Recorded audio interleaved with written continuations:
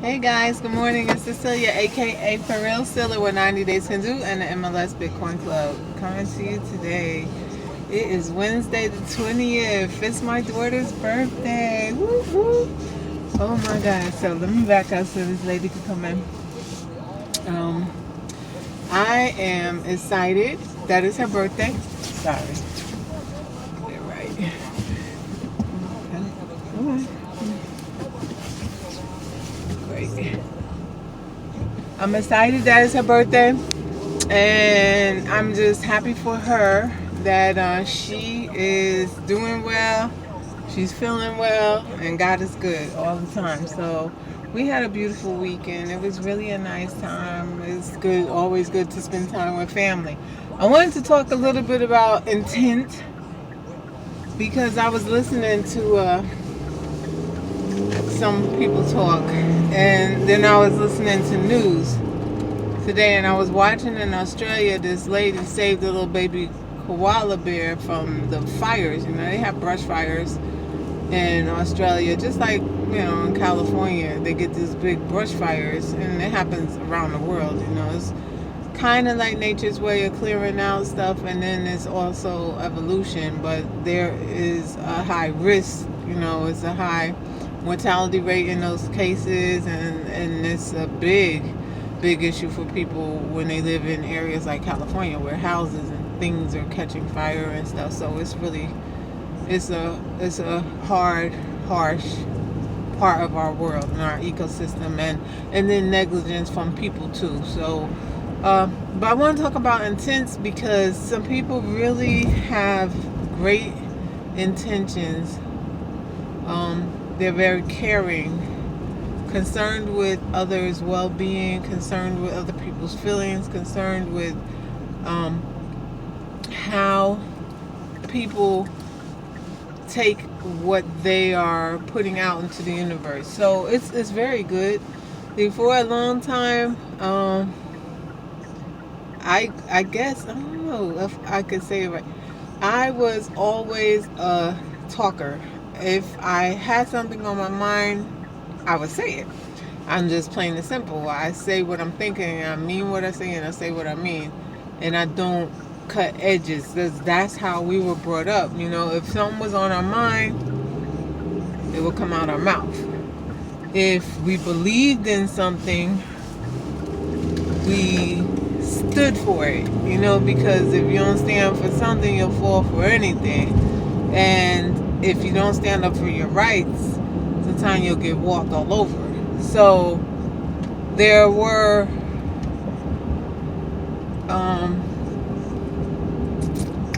there was tools that I learned growing up, and ethics that I learned growing up, that were not always social ethical or socially politically ethical traits and family things and what have you. But when it comes down to it, it's just this. I believe people who tell the truth, who speak plainly, who actually say what they really mean and not sugarcoat it. That's one of the reasons I liked Governor Christie. I really did, because he would say stuff, and the media would come to him thinking he was going to say, oh, I didn't say that, or back down or whatever, and he'd be like, yeah, I said it. and this is why I said it, and so on and so on. And I liked that. He wasn't hiding from stuff, and he wasn't taking back who he was in order to please a certain set of people. And I believe that the acts of him in office were acts of things that he had a good intent for others, and to do a lot. And he did get quite a bit of stuff done and accomplished. So I really appreciate that, and it was a good thing. He was around for his season, because everybody has their season. So when I think about intents, and I think back to one of the incidents that molded me, Well, there was several. Oh my God. You know, the intent of others, a harsh whooping, a good ass whooping from your parents. Their intent was not to harm you, to maim you, or to make you bitter or indignant. You know, they did it out of love, because in the Bible says you spare the rod, you spoil the child. And I understand the people who are against whipping your children. I get it. It's a harsh tool. It's a very harsh tool. It's not something that should be condoned. I get it. But sometimes, and this is only my only personal opinion, and everybody has the right to have one, is that if you pop their ass now, you may save them from a fate far worse later. Yes, you can reason with children. Yes, children and preteens and teens and young adults and adults are very bright, and they have comprehension skills, and your intent to get through to them, be it through time out in a corner, standing up in a corner with their hands up, or what have you, or popping them on their hands if they touching fire, or just letting them touch fire. So how about that? We just let them do things harmful, and they find out that hard way. So you're not inflicting them with pain, because you told them, hey, that's fire and it's hot, and don't touch it, and don't mess with it, and if I see you messing with it, I'm gonna pop you. Instead of that, let the fire pop them, and then you don't have to be a bad disciplinarian. You don't have to be that person with an ill intent in the mindset of people who are against chastising your children in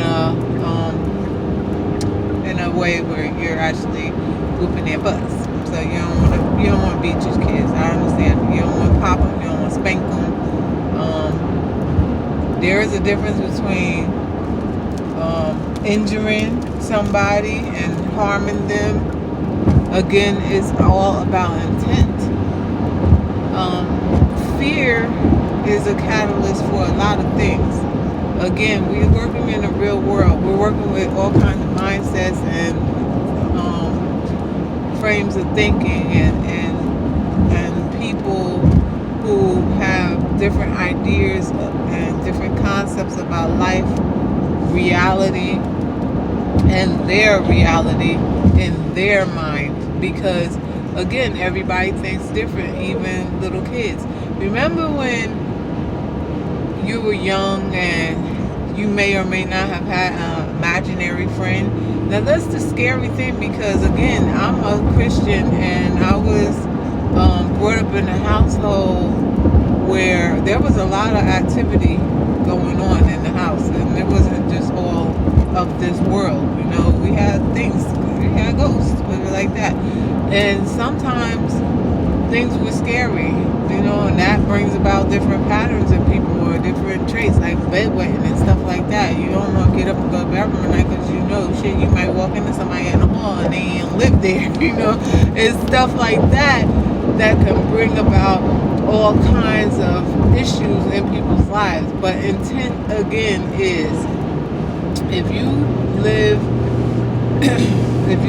in a household, or you have a family that acts or thinks or does things a different way, you're molded or wired to think, act, or be a certain way. It's just like being around people who you want to be most like in life. So when you want to be successful, you hang around successful people. You want to be wealthy, you hang with wealthy people. That's just how that works, you know. When I'm trying to get my heat right because I'm a little cold. So when your intent is a good intent to get through to somebody else, you have to understand first, I guess, how their mind works, how they are thinking, what their reality is of the situation. That's where ethics come in, and speaking softly or gently, because you can't speak the same language to different people. Remember the Tower of Babel? They were plotting to build a tower to the heavens and trying to take over.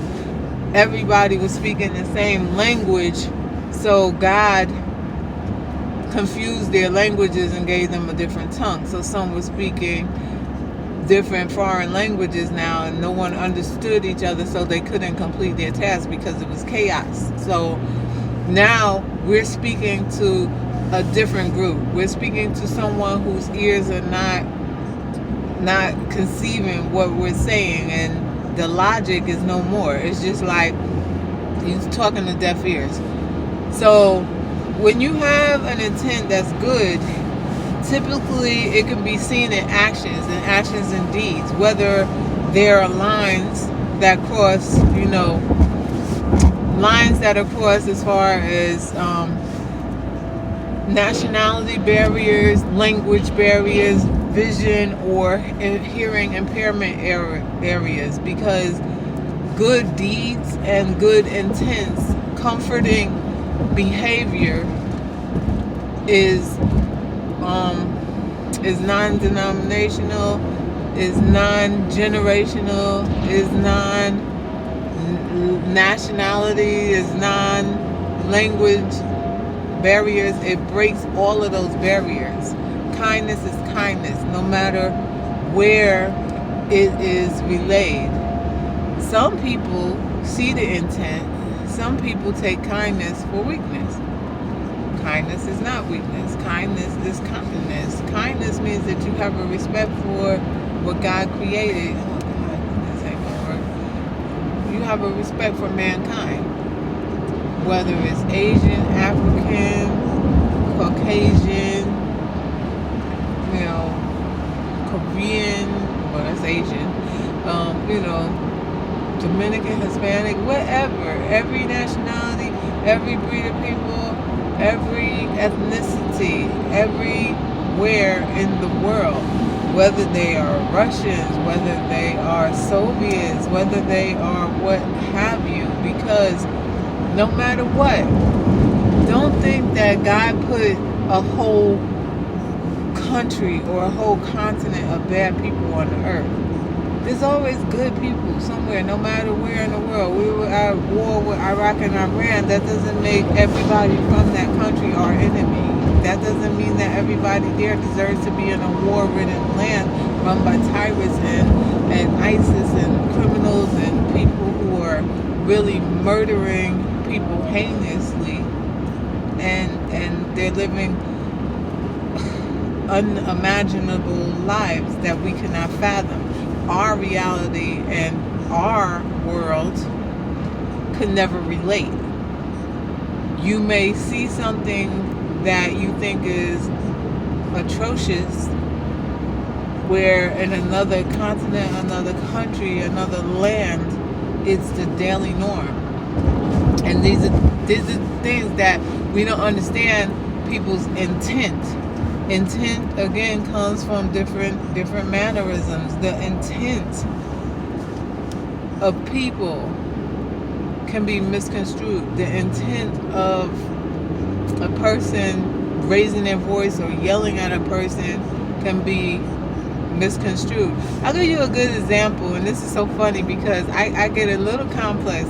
All right, we deal with a lot of clients, and I talk to clients all the time. I talk to people, all kinds of people, rich people, poor people, old people, young people, angry people, violent people, caring people, crying people, all kinds of characters and personalities that I come across. So when I'm at work, sometimes I get phone calls from clients who are seniors who are just simply hard of hearing.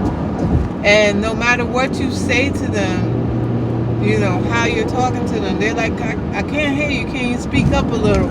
So when you raise your voice and you start talking to them loud, a person walking by your office or a person out in the hall might hear you and be like, damn, why is she yelling at the client? But they don't know the intent is so the person on the phone can hear what I'm saying, because they couldn't hear me. Even when I do it, I feel like I'm yelling at a client, and it's scary sometimes because the intent can be taken, and then you never know which tone, because I go through this with my guy, all right, at home. It's simple. We're talking, he can't hear for shit. Sometimes I be like, oh my God, like I have to say things over and over and over again to him sometimes, and it's just like I sometimes think he's playing around, because I'll say, hey, so-and-so came by, or so-and-so called and said, hey, we need to link up and maybe go on the Paramount boat fishing. That's just an example. And he'll be like, huh?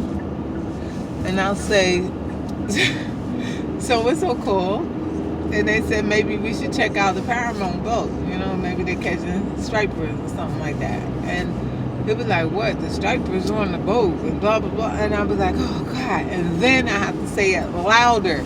So now when I'm saying it, he's like, oh, what's wrong with you?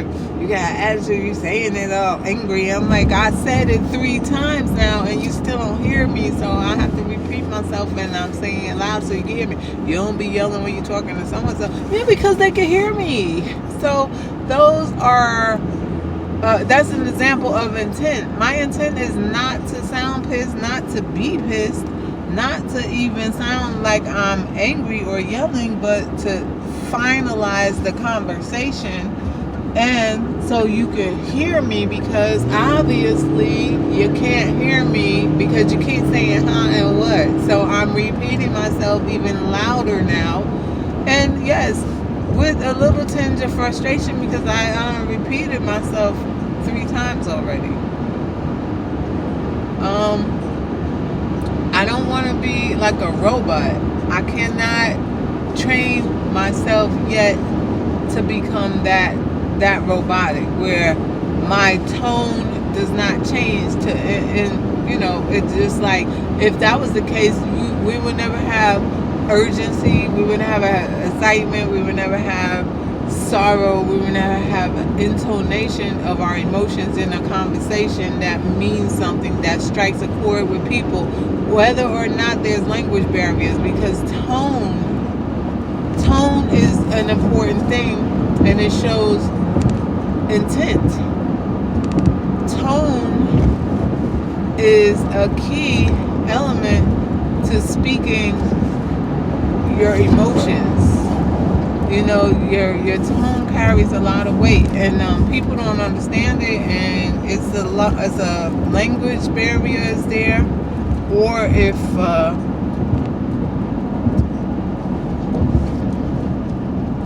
comprehension barrier is there, because again, some people hear what you're saying, but they don't understand where it's coming from, or they need things broken down into layman terms, where in our program we speak a lot of program jargon. That means we say words that not everybody is going to understand. So when you're speaking to a certain audience, your intent, your tone, your intent, your words have to be prepared for the audience you're speaking to. And that was something that I never understood growing up. It was like, okay, I'm talking, period. It doesn't matter who I'm talking to. So if I went in front of a judge, I'm going to talk the same way I talk to A, B, or C. If I went in front of my mama, I'm going to talk the same way I talk to A, B, and C. If I'm talking to my family or a cousin or a relative or a clergyman, I'm going to talk the same way I talk to A, B, and C. Now I understand that different roles and different age groups and different religions and different, people of different statures have to be addressed a certain way. So the intent is clear when you're addressing someone, regardless of knowing at the moment what their stature is, period. Like if they're a clergy, or if they're a parent, or if they're a grandparent, or if they're a foreigner, or if they're a doctor, or if they're official. You always treat people with respect. Even outside, we do a lot of community work. We go out in the community. We hand out flyers. Get out to vote is very big. We want to have people register for voting.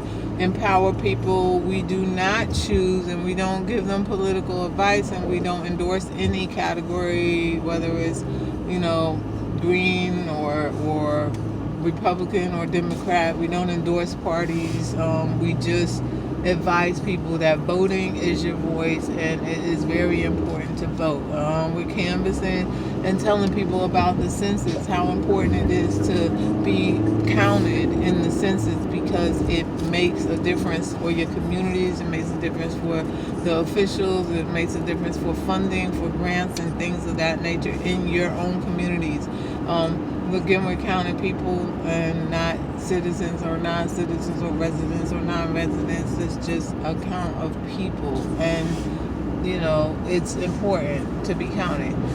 We go out into the community and we talk to people and we express the urgency of having programs like this and having, getting heard, getting seen, getting out there. And we speak to people of all walks of life. So what I'm saying is, when I approach somebody, it could be somebody standing on the corner, high as heck. I'm not going to say, hey, because you high, let me talk to you like this, bruh, or sister, what's up? I'm not going to do that. I'm going to say, hi, good afternoon. We're just spreading some information about this or that, and I want you to be advised that this is an opportunity for you to do this or that, and that's it. And depending on how we're responded to, it would be engaging in further conversation or just walking away. It wouldn't be any disrespect. No, no letting people down or judging people for what appears to be their circumstance. Again, your intent. The intent has to be known, and good intentions carry a lot of weight. You want to be a reputable person. You want to be somebody that somebody looks at as a helpful person, somebody who cares about what they're about, And again, I go back to this: is I was always talking to people. I always said what I felt. I always, whatever was on my mind just come out of my mouth. So if I be like, God, somebody in here stinks. Or I might say, hey, you stink. I would not do that now at this age. I know better now, so I would say something like, wow, do you smell that? Or say nothing at all. But the thing is I learned different ways to speak what I'm thinking. Or to advise people of my emotions, just like I had an incident at work the other day, and I'm having a conversation with some staff. We're talking about clients and paperwork, and this other employee just came in and walked right in front of me. And I'm talking to a group of people. You're spacing back at me. Why are you walking in front of me? And that was so disrespectful. Had it been the old me, I would have maybe tripped his ass or something. But I didn't. I said, wow, that's so rude. There's nothing wrong with saying that. But I think that people think stuff like that is funny or it's a joke. But you crossing lines. Maybe his intent was not to be disrespectful. Maybe he just doesn't have any manners. I don't know. But no matter what, when I grew up, what we said and what we did was two different things. We were brought up with manners. We say please, thank you, yes ma'am, no ma'am, may I, can I. We don't touch other people's stuff. We was taught not to go through stuff at people's houses. Don't touch shit that don't belong to you. To this day, I don't go in other people's pocketbooks. Like, people be like, oh, get this in my bag. No, I'll bring you your bag. And that's just how I was raised. I don't even do that. Like, even when my mom would be like, oh, get this or get that. Well, here you go, Mom, here's your bag. Because, hey, until she got to an age where she really needed help. And then I knew that I had to. But I don't go through people's stuff. It's just how we was raised. There are people who will go through your stuff, not only go through your stuff, use your stuff, grab your stuff, touch your stuff, mess with your stuff, let their kids go in your stuff. It's just like, really, like, why? Why? I gotta go to the gate. Hold on. Yeah, so why would people do that? It's because of how they were raised or not raised or their era. It's a new age. People are different. They have different ways of being brought up, different mindsets, different concepts, um, different household structures. And again, everybody is different. Everybody's not raised the same way. Everybody doesn't have the same kind of family structure. Everybody wasn't raised in the same country. So there's differences. Of course, we get it. Everybody has intentions or different mind process. Their way of thinking, their way of reacting or acting is different. So I get it. We're not perfect. We're all human. We have differences. Learn to again be kind. Carry that tone. Let your intents be clear based on your the way that you relate to other people, and try to carry out good deeds, and then the intent is clear. I'm gonna go now, and I know the conversation is like here and there, but you already know me. This is it. It's me. It's for real still. This is what I do. I talk about what's on my mind, and sometimes it may make sense to a lot of people, and others, hey, it doesn't. But it's a conversation. That's all it is. Have a great day, guys. I gotta go. Okay, bye.